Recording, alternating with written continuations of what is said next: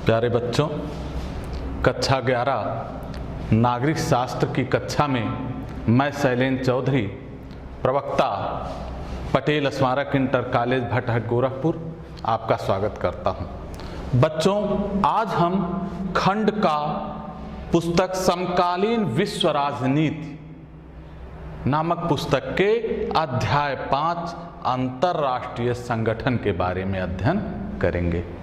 बच्चों, जैसा आप जानते हैं कि किसी भी देश को, समाज को या किसी अन्य संगठन को चलाने के लिए एक संगठन होता है जो उसकी व्यवस्थाएं देखता है। इस अध्याय में हम अंतरराष्ट्रीय स्तर पे देखेंगे कि अंतरराष्ट्रीय संगठन व उसकी आवश्यकता क्यों पड़ी।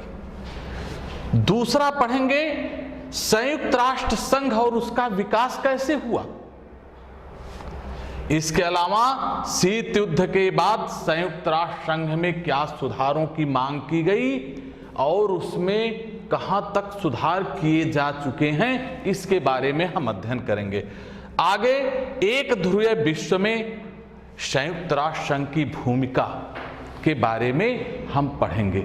बच्चों, आप जानते हैं कि 1991 के बाद विश्व एक ध्रुवीय हो गया था और ऐसी स्थिति में संयुक्त राष्ट्र संघ की भूमिका में बदलाव होना स्वाभाविक था। इसके अलावा संयुक्त राष्ट्र संघ में जो सुधारों की मांग की जा रही है उसमें भारत के भी अपने पक्ष हैं, इसके बारे में हम अध्ययन करेंगे। इसके अलावा जो एक ध्रुवीय विश्व हुआ है, अमेरिका वर्चस्व स्थापित हुई है, उसके बारे में इस अध्याय के अंत में हम अध्ययन करेंगे। बच्चों, हम आते हैं पहले बिंदु की तरफ, अंतरराष्ट्रीय संगठन व उसकी आवश्यकता। देखिए बच्चों, पूरे विश्व में जो शीत युद्ध का दौर था और उसके बाद की भूमिकाओं को आपने पिछले अध्यायों में अध्ययन किया है। यहां हम यह अध्ययन करेंगे कि द्वितीय विश्व युद्ध के बाद जो गठित संयुक्त राष्ट्र संघ नामक अंतरराष्ट्रीय संस्था थी, वे अपने उद्देश्यों में कहां तक सफल रही और कितना वह आगे बढ़ पाई। बच्चों, पहला प्रश्न उठता है कि किसी संगठन की आवश्यकता क्यों होती है। देखिए, व्यवस्थाओं को चलाने के लिए, मुद्दों को सुलझाने के लिए आपसी बातचीत आवश्यक होता है। इसी संदर्भ में जो दूसरे महासचिव संयुक्त राष्ट्र के थे, डेग हैमरशोल्ड जी ने कहा था, संयुक्त राष्ट्र संघ का गठन मानवता को स्वर्ग पहुंचाने के लिए नहीं बल्कि उसे नरक से बचाने के लिए हुआ है। इस संगठन का इस गठन जो किया गया वह विश्व को तीसरे युद्ध से या खतरों से बचाने के लिए किया गया। आपसी सहयोग को बढ़ाने के लिए ऐसे संगठन की आवश्यकता थी। बच्चों, जो बातचीत का माध्यम होता है वह सबसे सरल माध्यम होता है। चर्चिल ने भी इस संदर्भ में कहा था कि युद्धों की तलवार भाजने की अपेक्षा और लड़ाने की अपेक्षा आवश्यक है कि हम बातचीत कर लें आपस में। और संयुक्त राष्ट्र संघ पूरे विश्व का एक ऐसा संगठन है जिसमें सभी देशों के सदस्यगण इकट्ठा होकर आपसी बातचीत करते हैं और जो आपसी मुद्दे होते हैं उन्हें हल करने की कोशिश करते हैं। क्योंकि बच्चों, किसी भी समस्या का समाधान युद्धों से नहीं किया जा सकता, यह पूरा विश्व भली भांति समझ चुका है। बच्चों, इसके बाद हम आते हैं संयुक्त राष्ट्र संघ और उसके विकास के संदर्भ में। देखिए बच्चों, प्रथम विश्व युद्ध के बाद लीग ऑफ नेशन का गठन हुआ, राष्ट्र संघ नामक संस्था का प्रादुर्भाव हुआ।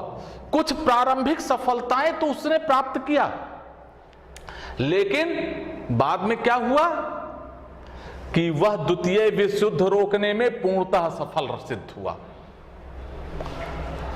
और ऐसी स्थिति में द्वितीय विश्व युद्ध जो हुआ वो भयंकर था, जनहानि ज्यादा हुई, और इससे प्रेरणा लेते हुए संयुक्त राष्ट्र संघ का गठन किया गया। 24 अक्टूबर 1945 को संयुक्त राष्ट्र संघ के चार्टर पर 51 देशों द्वारा हस्ताक्षर किया गया। बच्चों, एक चीज यहां और ध्यान दीजिएगा, भारत इसका संस्थापक देश है। संयुक्त राष्ट्र संघ का संस्थापक देश आपका देश भी है। इसकी महत्व को इस बात से समझा जा सकता है कि वर्तमान में इसके 193 सदस्य हो चुके हैं, 193 सदस्य हो चुके हैं इसके, जो कारवां 51 सदस्यों से चला था। और वर्तमान में पुर्तगाल के एंटोनियो गुटेरस इसके महासचिव हैं। यह बहुत महत्वपूर्ण पद होता है, जो महासचिव आम सभा के, जहां सभी देशों के प्रतिनिधि होते हैं, सदस्यों और सुरक्षा परिषद के जो अस्थायी सदस्य हैं उनके समर्थन से चुना जाता है। इसका संयुक्त राष्ट्र संघ का उद्देश्य था विश्व में शांति स्थापित करना, हथियारों की दौड़ को रोकना और विकास की, अर्थात पूरे विश्व में विकास की सतत प्रक्रिया को प्रारंभ रखना। जो गरीब देश हैं उन्हें मदद ज्यादा पहुंचाना, जो कमजोर हैं उनको सुरक्षित करना।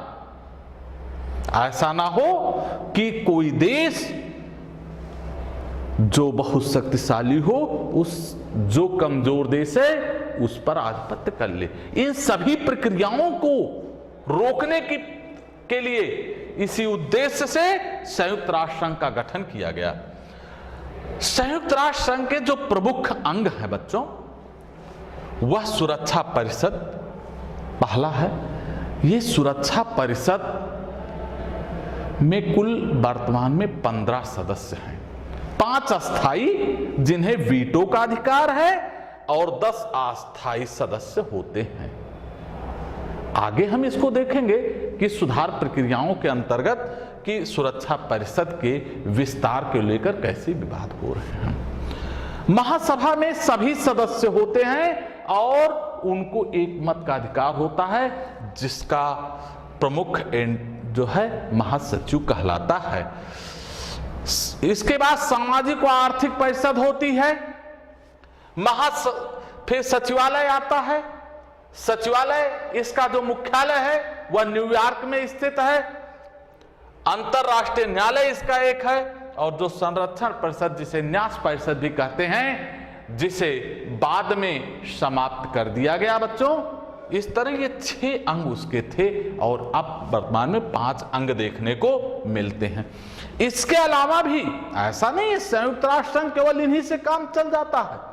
संयुक्त राष्ट्र संघ एक विशाल परिदृश्य में काम करता है बच्चों, जिसको आप इसके माध्यम से देख सकते हैं। देखिए, सुरक्षा परिषद के जो 15 सदस्य होते हैं, 5 अस्थाई, उसमें अमेरिका, चीन, ब्रिटेन, फ्रांस और रूस, यह 5 अस्थाई सदस्य, इन्हें वीटो का अधिकार है। देखो बच्चों, एक चीज यहां समझ लो, वीटो का अधिकार या जिसे निषेधाधिकार कहते हैं वो क्या है। इसका तात्पर्य है कि वह किसी प्रस्ताव को यदि वीटो कर देता है तो वह प्रस्ताव पारित नहीं होगा महासभा द्वारा, भले ही पूरी महासभा और 4 सुरक्षा परिषद के अस्थायी सदस्य एक तरफ हो, लेकिन यदि सुरक्षा परिषद का कोई भी अस्थायी सदस्य उस प्रस्ताव पर वीटो कर देता है तो वह प्रस्ताव पारित नहीं होता है। देखिए बच्चों, इसकी जो आम सभा होती है यह महत्वपूर्ण होती है, यह इसके प्रति उत्तरदायी होता है। देखिए चार्ट के माध्यम से। फिर सहायक निकाय जो इसके गठन किए जाते हैं, सैन्य समिति, अंतरराष्ट्रीय अपराध न्यायाधिकरण सहित जो अभियान चलते हैं वो सुरक्षा परिषद के नेतृत्व में चलते हैं। अंतरराष्ट्रीय न्यायालय के सदस्य आम सभा और सुरक्षा परिषद द्वारा चुने जाते हैं। जो अंतरराष्ट्रीय न्यायालय हेग में स्थित है, इसमें 15 न्यायाधीश होते हैं और 9 वर्ष के लिए चुने जाते हैं और ये उत्तरदायी भी यही होते हैं। सचिवालय के संगठन और कार्यों के लिए जो स्टाफ होता है वह आम सभा के द्वारा नियुक्त होती है और उसके प्रति काम करती है। ये पूरा चार्ट जो है बेटा, देखिए संबद्ध संगठन जो है अंतरराष्ट्रीय आणविक ऊर्जा हो, वो दोनों के प्रति उत्तरदायी होती है, इनके द्वारा नियुक्त किया जाता है। यूएनटीडीपी, यूएनईपी, ये सब जो कार्यक्रम चलते हैं वो आम सभा के द्वारा हैं। इस तरह ये पूरा चार्ट बच्चों ये दिखाता है किस तरह संयुक्त राष्ट्र संघ अपने कार्यों को संपादित करती है। बच्चों अब आगे बढ़ते हैं हम। शीत युद्ध के बाद संयुक्त राष्ट्र संघ में सुधार। जैसा कि आप जानते हैं बच्चों, संयुक्त राष्ट्र संघ जो है 1991 के बाद एक बदलाव के दौर से गुजरा। वह क्या था बदलाव, वह क्यों उत्पन्न हुआ? उसका मूल कारण था सोवियत संघ का विघटन। 1991 में जब सोवियत संघ का विघटन हुआ तो विश्व एक ध्रुवीय हो गया, शीत युद्ध का दौर खत्म हो गया। अमेरिका के साथ रूस का संबंध बढ़ने लगा, मधुर होने लगा। जो तनाव चलता था, जो सोवियत संघ का उत्तराधिकारी रूस था, अब रूस का अमेरिका से निकटता बढ़ने लगी। संयुक्त राष्ट्र संघ में क्या बदलाव हुआ? एकाएक उसके सदस्य संख्या बढ़ी, विश्व एक ध्रुवीय हुआ, अमेरिका वर्चस्व होने लगा। तो इन सब परिस्थितियों में संयुक्त राष्ट्र संघ में मांग उठने लगी बदलाव की। 1992 में संयुक्त राष्ट्र संघ की आम सभा में यह कहा गया कि जो निर्णय हो रहे हैं उस पे राजनीतिक प्रभाव पश्चिम के देशों और उनके गुटों का ज्यादा है। इसके अलावा उन्होंने यह भी कहा आम सभा ने कि सुरक्षा परिषद को और लोकतांत्रिक बनाए जाने की आवश्यकता है। ये सब जो मांगे उठी, इन मांगों में सुरक्षा परिषद को भी सोचने के लिए विवश कर दिया। और ये दो तरह के परिवर्तन उस समय देखने को मिले। मांग दो तरह की थी, एक तो प्रक्रियाओं और ढांचे में सुधार के लिए और दूसरा न्यायाधिकार में आने वाले मुद्दों को लेकर सुधार। अब हम प्रक्रियाओं और ढांचे में सुधार की तरफ आते हैं। 1997 में तत्कालीन महासचिव कोफी अन्नान जी ने एक समिति गठित किया कि सुरक्षा परिषद में विस्तार के लिए एक सुझाव प्रस्तुत करे। जिसने अपने सुझाव तो दिए, वो सुझाव क्या थे? उसने पहला दिया कि वह एक बड़ी आर्थिक शक्ति हो। दूसरा, वह एक बड़ा सैन्य शक्ति वाला देश हो।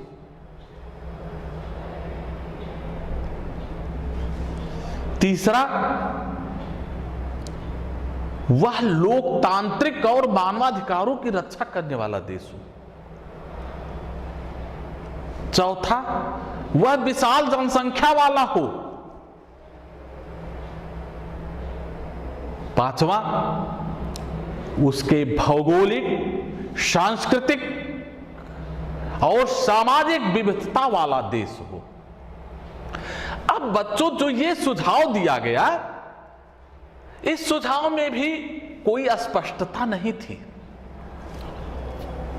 विभिन्न देशों ने, चाहे वह सुरक्षा परिषद का सदस्य बनना चाहने वाला देश हो या ना बनने जो चाहता है वो देश हो, सभी ने कहा कि आर्थिक का पैमाना क्या होगा, कितने आर्थिक विकास की आवश्यकता होगी और वह कितना योगदान दे, संयुक्त राष्ट्र संघ में कितना योगदान दे। सैन्य शक्ति के मामले में कहा गया कि यह शर्तें क्यों लगाई गई, जब सैन्य शक्ति को सीमित करने अर्थात युद्धों को सीमित करने की बात कही जा रही है, युद्धों को समाप्त करने की बात कही जा रही है मानवता के लिए, तो यह शर्त अननेसेसरी क्यों लगाया गया। इसके अलावा लोकतांत्रिक और मानवाधिकारों के लिए कहा बात आई, इसका निर्धारण कौन करेगा।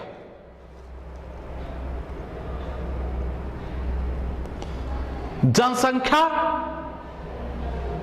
पूरे विश्व की लगातार बढ़ रही है और इसके दुष्परिणाम भी सामने आ रहे हैं। ऐसी स्थिति में जनसंख्या की शर्त क्यों लगाई गई। बच्चों, एक चीज यहां समझ लेनी चाहिए कि यह जो सुधारों के लिए समिति ने सुझाव दिए कि इन बिंदुओं पर जो देश खरा उतरे वह सुरक्षा परिषद का सदस्य बन सकता है, लेकिन उसका निर्धारण नहीं हुआ। यह एक बहुत बड़ी विडंबना थी और इसी को सुधार के लिए आम सभा ने प्रस्ताव पारित किया और लगातार निरंतर मांग चल रही है कि सुरक्षा परिषद की सदस्य संख्या बढ़ाई जाए और निर्णय लेने की जो प्रक्रिया है उसे लोकतांत्रिक किया जाए, अर्थात संयुक्त राष्ट्र संघ को लोकतांत्रिक स्वरूप प्रदान किया जाए। फिर दूसरा आता है न्यायाधिकार में आने वाले मुद्दों में सुधार। यह एक बहुत महत्वपूर्ण प्रश्न है बच्चों। इसके लिए जो समिति आया उसने एक सुझाव दिया कि एक लोकतांत्रिक कोष बनाया जाए, आतंकवाद की आलोचना किया जाए, मानवाधिकार आयोग बनाया जाए, शांति स्थापना आयोग गठित किया जाए। अब यहां भी एक प्रश्न उठ रहा है, यह जो सुधार की प्रक्रिया विश्व के देशों द्वारा किया जा रहा था वह कहां तक पहुंचा। जब शांति स्थापना प्रक्रिया की बात आई, आयोग गठन की बात आई, तो यह नहीं स्पष्ट किया गया कि उसके अधिकार क्षेत्र क्या होंगे। लोकतांत्रिक कोष की समस्या, कैसे देशों को मदद किया जाएगा, किसे लोकतांत्रिक माना जाएगा। ठीक है, न्यास परिषद को समाप्त कर दिया गया, कोई बात नहीं। मानवाधिकार आयोग, मानवाधिकारों की उचित परिभाषा कौन करेगा। यह भी एक प्रश्न खड़ा हो गया। आतंकवाद के मुद्दे पर यह कहा गया कि जो आतंकवाद का मुद्दा है, ज्वलंत मुद्दा, वह विभिन्न देशों द्वारा विभिन्न प्रकार परिभाषित किए जाते हैं। क्या इसका कोई सर्वमान्य हल निकल सकता है? तो शांति व सुरक्षा संबंधी कार्यों के अलावा जो मानव कल्याण संबंधी कार्यों की बात आती है, संयुक्त राष्ट्र संघ में इन मुद्दों को लेकर सुधार की मांग निरंतर उठती रही। भारत भी इनसे पीछे नहीं रहा, क्योंकि भारत भी उसका संस्थापक सदस्य रहा है और भारत भी संयुक्त राष्ट्र संघ में सुधार की प्रक्रिया का समर्थक रहा है और उसे लोकतांत्रिक स्वरूप प्रदान करने के लिए कृत संकल्प है। बच्चों, इसके बाद हम इस चित्र से देखते हैं जो इनकी शांति स्थापना अभियान के आयोग गठित किया गया, उन किन किन देशों में है। देखिए, संयुक्त राष्ट्र संघ जो शांति स्थापना अभियानों के कार्यालय बनाए गए हैं, वह कहां? माली, पश्चिमी सहारा, मध्य अफ्रीका, वाफोर, कोसोवो, साइप्रस, लेबनान, भारत और पाकिस्तान, जो आपके देश के सीरिया, मध्य एशिया, ये सब देशों में, अर्थात पूरे विश्व में जहां जहां हिंसाग्रस्त क्षेत्र थे या अशांतिपूर्ण क्षेत्र थे, वहां वहां संयुक्त राष्ट्र संघ ने अपनी शांति स्थापना के लिए कार्यालयों का निर्माण किया।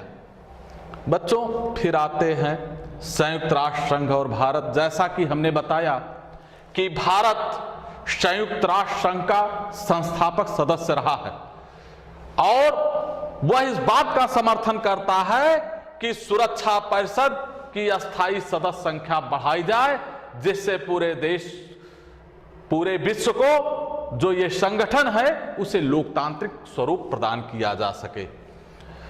भारत इस संयुक्त राष्ट्र संघ के हर मुद्दों में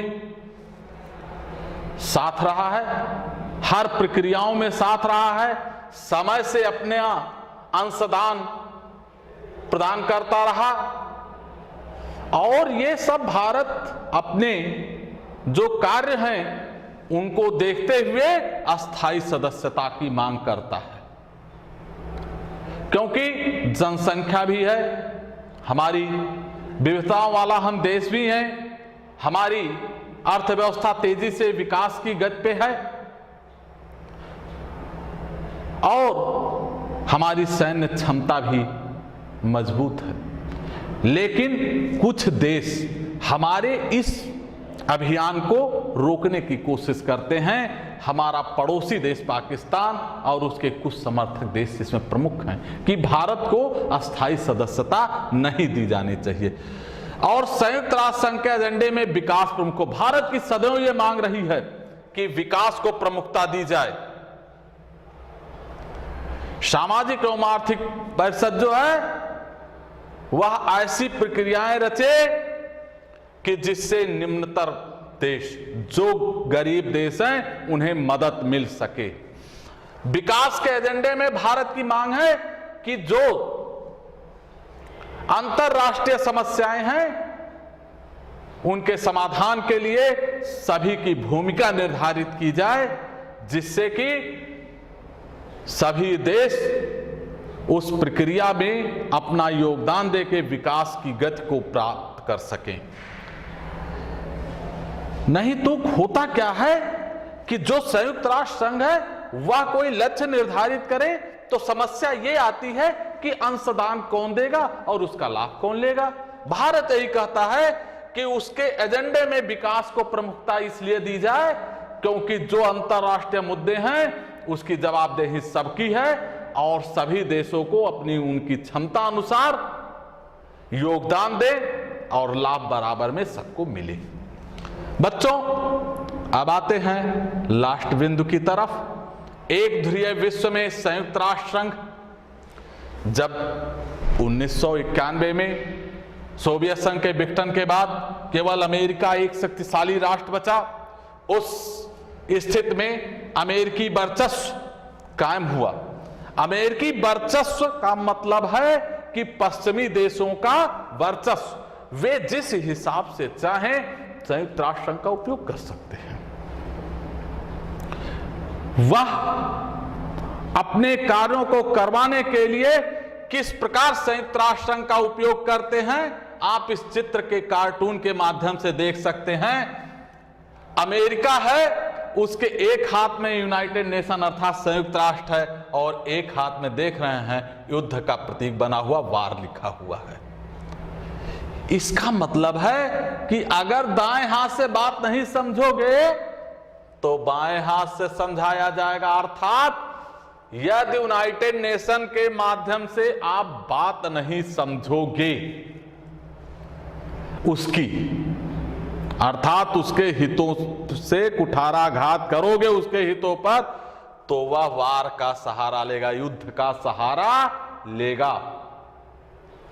और एक बात है, संयुक्त राष्ट्र संघ में सबसे ज्यादा 22.5% योगदान अमेरिका देता है, शक्ति के मामले में भी बहुत आगे है, इसलिए और उसके पास वीटो पावर भी है।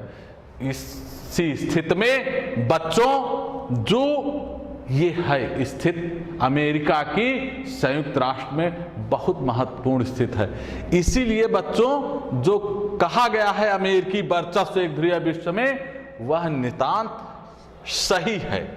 बच्चों एक चीज और यहां समझ लीजिए कि संयुक्त राष्ट्र संघ में सुधार के लिए निरंतर प्रयास चल रहे हैं और ये प्रयास निरंतर चलते रहेंगे। इसी के साथ बच्चों ये अध्याय समाप्त होता है। धन्यवाद।